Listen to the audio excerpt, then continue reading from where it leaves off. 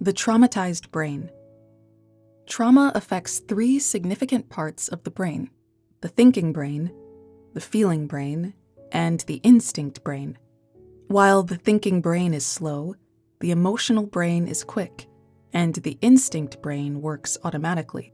When faced with danger, the emotional brain responds instantly and activates the instinct brain to get us out of the dangerous situation.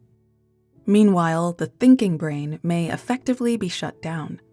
The feeling brain first considers escape or defense. Adrenaline and cortisol are released. Heart rate, blood pressure, and breathing increase. Energy is released, and alertness is heightened. The brain and body are ready for fight or flight. One has become hyper-aroused.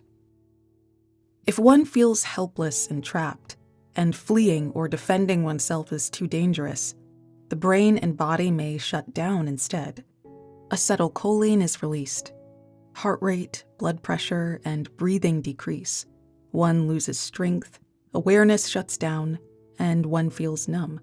One may not even sense physical and emotional pain.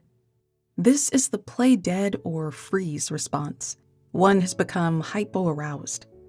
Dissociation is such a freeze response. In traumatic events, the thinking brain does not choose fight, flight, or freeze.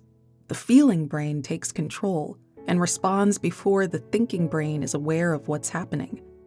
Oftentimes, people who have experienced trauma feel guilty and ashamed for what they did or did not do. It's important to understand that during a traumatic event, the brain does its best to help us survive.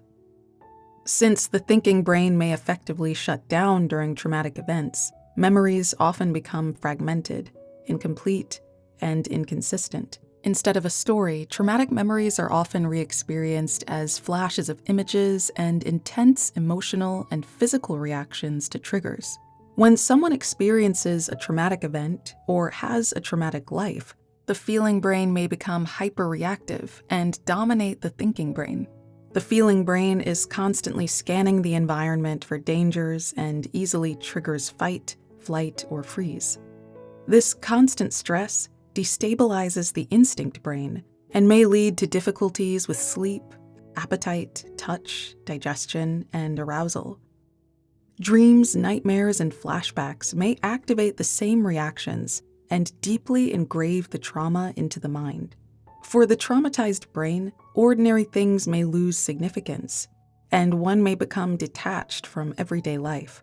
When one is constantly in survival mode, there is little room for life's ordinary joys and sorrows.